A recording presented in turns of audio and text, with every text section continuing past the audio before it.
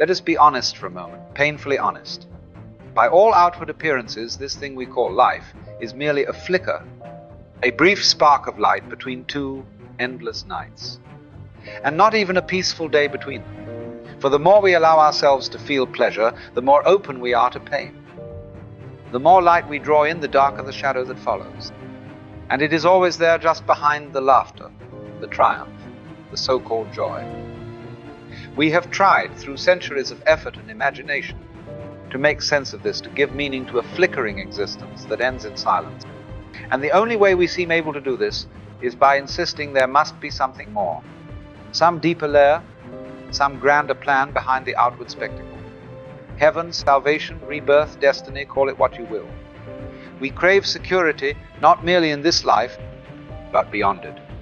Because to accept the rawness of what is that life, comes and goes, without fixed reason, without guarantee, is a terrifying prospect. Now, I may not be forgiven for introducing such grave matters with a childish image, but the whole affair reminds me of something I tried to do when I was a boy. I wanted to send someone a parcel of water, not a bottle. I wished to tie up the water itself with paper and string. And of course, every time I tried, the result was a soggy mess. The water escaped, just as life slips through our fingers when we try to contain it. You see, human beings are rather brilliant at tying packages. We have built systems of belief, politics, morality, and metaphysics, carefully wrapped bundles of meaning, each attempting to hold the unholdable, name the unnameable. But no matter how clever the method, the package falls apart. The water bursts free. And the more our knowledge has grown, the more history we accumulate, the more facts we collect, the more aware we become, the more fragile these packages appear. They cannot contain the complexity. They cannot hold the flow. And so the modern mind finds itself in a peculiar state, flooded with information, but starving for meaning. We live in an age of extraordinary insecurity, not because the world is more dangerous than before, but because the anchors we use to cling to have unraveled. Traditions, religions, social roles, eternal truths, all questioned, all cast into doubt. Some celebrate this as a liberation. Others, understandably, find it disorienting, even terrifying. And most people live somewhere between the two, briefly exhilarated by freedom, then quietly overtaken by dread. For if nothing is fixed, if life is truly just change, just flow, just this present, then what becomes of hope? Hope, you see, is always aimed at the future. A better job, a longer life, a heaven after death. But if the future is as fluid as water, if there is no promised land awaiting us, what then? It seems, quite frankly, hopeless. And yet, we still chase. We chase happiness not in the present, but in the promise of what is to come. We say, just around the corner, then I'll be fulfilled. After this crisis passes, once I've found my purpose, when I retire, when I die. But the future, like the water in my childhood parcel, never quite arrives. And even when it seems to when the long-awaited day finally comes, we find it cannot be enjoyed unless it too carries a promise of another future beyond it. It's a cruel trick of the mind. To seek happiness in the future is to forever chase a mirage, a will-o'-the-wisp that disappears the moment you reach for it. And then in the end you vanish too. But understand this insecurity, this uncertainty, is not new. There has never been a time in human history where security was more than temporary, more than an illusion. Even in what we call the good old days, life was fragile. Death, disease, and disaster did not wait politely at the margins. What made life bearable then, however, was not certainty, but belief. Belief in God, in the soul, in eternal justice, things untouched by the calamities of the world. And while these beliefs may not have made life less precarious, they gave it shape. They gave it meaning. But now today, such convictions are harder to find. Even in churches and temples, even among the devout, there lingers doubt.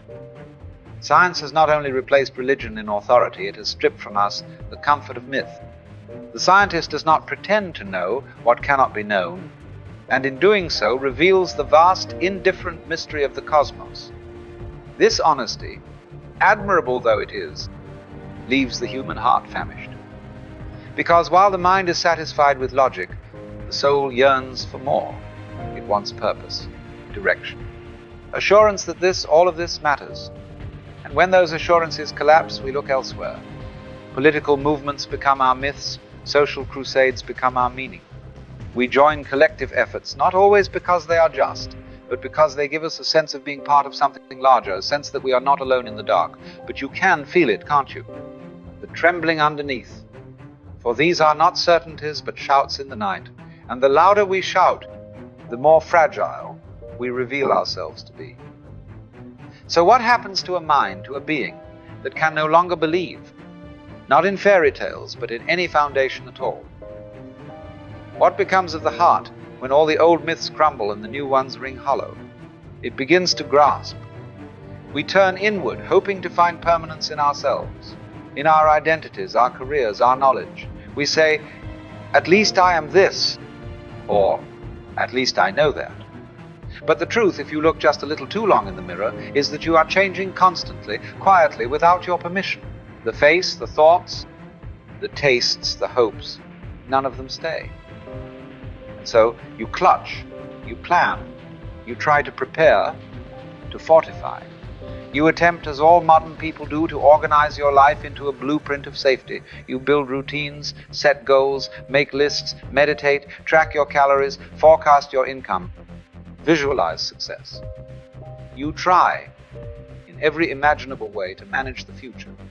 But no matter how precise the effort, the outcome never feels secure. Something always slips out of view. Some variable, some person, some emotion, some event ruins the equation, and you are back where you started, uncertain. And then here lies the rub. You blame yourself. You say, if only I had tried harder, planned better, prayed deeper, been more focused. But the real problem is not your failure. The problem is the game itself.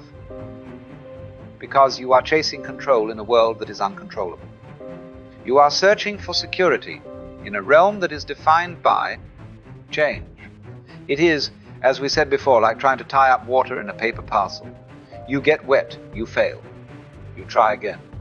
And in that trying, in that reaching for a future that never arrives, you create your own suffering. Here is the paradox. The desire for security is the very thing that makes you feel insecure. The more you want to feel safe, the more you notice how unsafe things really are. The more tightly you grip the rope, the more your hands burn. In the act of resisting uncertainty, you become obsessed with it. And what you resist, you magnify. Fear breeds fear. Worry breeds more worry. To want safety, absolute permanent safety, is to fight against the very nature of existence. Because the universe, you see, is not fixed. It dances, it flows. It erupts and collapses, sings and silences, all in rhythm without asking your permission. And so, when you demand that it pause for your comfort, you suffer. Because life will not hold still. It will not meet you in the future. It is already here. The mistake is in thinking you can stand apart from it, manage it, direct it from some imagined place of separateness. But you are not outside of life. You are not the observer looking in. You are in it. You are it. Just as a wave is not something separate from the ocean. It is the ocean momentarily expressing itself as a wave, so you are not separate from the universe, but the universe momentarily expressing itself as you. And the moment you see this, the need for security begins to dissolve. Because what could be more secure than this very moment, the only one that ever truly exists?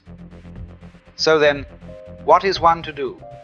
If life offers no final foothold, if beliefs fade, if plans crumble, if even the self turns to smoke under scrutiny, where does one stand?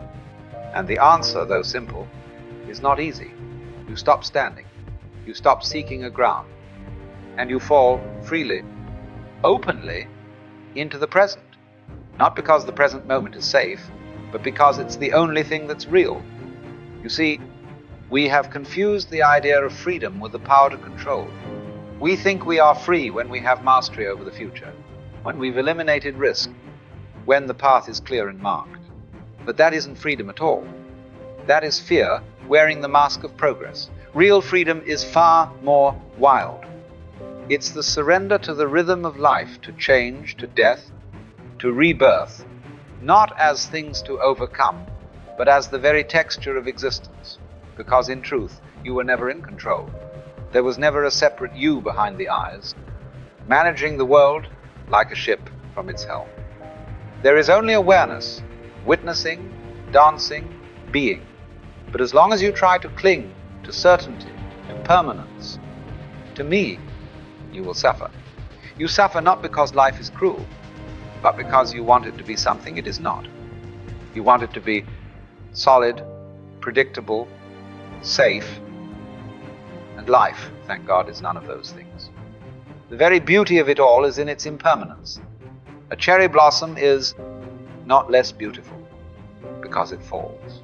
The sun is no less radiant because it sets. So why do you imagine you must remain? Why do you fight to freeze the flowing water? The wisdom of insecurity is not some clever philosophy. It is a way of seeing, a return. It is the recognition that the moment you stop trying to secure your life is the moment it becomes alive. That in letting go of your need for answers, you begin to feel the mystery again. You were never meant to have it all figured out. The point was never to capture life, but to feel it. To live it as music, not as math, as dance, not direction. So, when you stop resisting change, when you no longer brace against the current, you find that the river was carrying you all along. You are not lost. You are not late. You are simply here. And here is enough.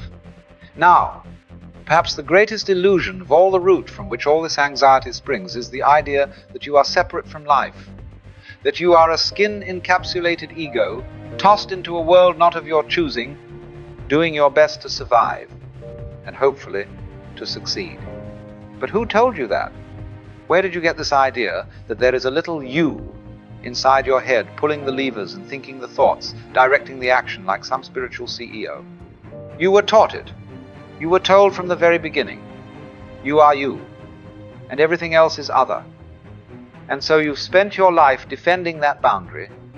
But consider this, can there be a front without a back? Can you have a coin with only one side? You are not a stranger here. You are the universe, expressing itself briefly as a person. Just as a wave is not separate from the sea, you are not separate from the whole. The air you breathe, the thoughts you think, the heartbeat in your chest, these are not possessions, they are processes. Movements, the world happening through you. You don't beat your heart, you don't grow your hair, and you certainly don't choose your thoughts. They arise as clouds form and drift and dissolve. So when you let go of the idea of being someone in charge, what's left is not chaos but peace. The fear of death begins to dissolve because you see, there was never a fixed you to lose in the first place. So then how does one live, knowing that all things pass? You live as the tree lives, bending in the wind, rooted not in certainty, but in presence. You do not cling to the leaves, for you know they must fall. You do not beg the river to stop flowing, for its movement is its music. To love life truly is to love its change. To love without owning, to act without anxiety, to hold without grasping. You eat the fruit of the moment, you taste it fully, but you do not try to preserve the peel or frame the seed. This is not a call to apathy or passivity. No, quite the opposite. When you are no longer driven by fear, you begin to live with gentleness and with great power. You laugh more. You cry more easily. You touch the world more softly because you are no longer trying to conquer it. You are it. And so, to live wisely is to live freely. To live freely is to live without clinging.